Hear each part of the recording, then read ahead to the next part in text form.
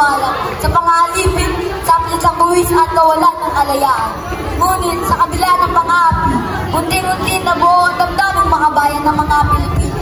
Isang lihim na samahan na tinatawag na katipunan, ang tinatagubang tuntukan ng pananakot.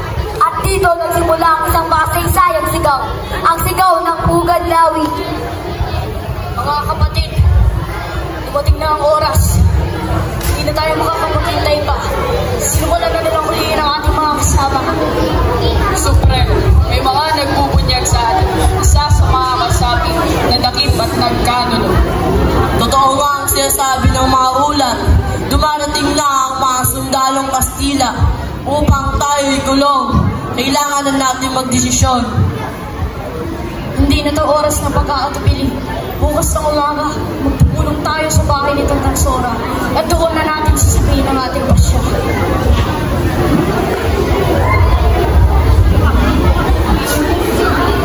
Ang kinabukasan ng mga susunod na henerasyon ay bahagi ng ating responsibilidad.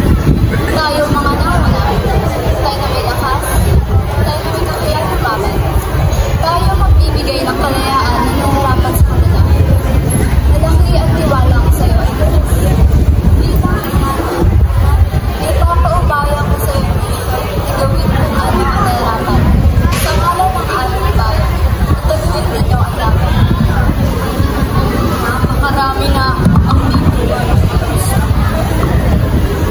At pa ang mamamatayan kapag hindi natin tinigilan ang kanilang panghabi.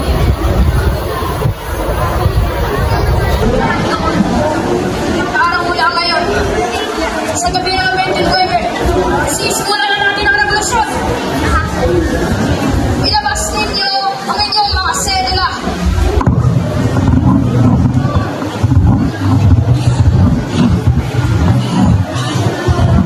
Pagmasdan nyo ang munting papel na umaalipin sa ating lahat.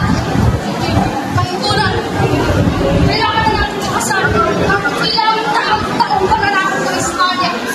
Kulang na tayo sa sundata. Mas malakas man ang bayan ng mga Kastila. Nalaman tayo hanggang sa huling patira na hindi tayo magpapalubi. Tayo ang magtatagumpay. Tayo ang nagkakali sa lupang ito. Sa atin ang bayan na ito. Bakit tayo nalaman kung kulang tayo norma? Hindi sundata ang kulay na lakas na isang revolusyon. Ang tama, pagkakaisa ng pag-ibig sa bayan. Iyan ang tunay na sundata. Mapalubi at ang sakripisyo ang lahat. Punitin ninyo ang inyong mga sedula. Mabuhay ang Pilipinas! Mabuhay ang Pilipinas! Mabuhay ang revolusyon! Mabuhay ang revolusyon! Mabuhay ang katipunan! Mabuhay ang katipunan! Mabuhay ang Supremo! Mabuhay ang Supremo!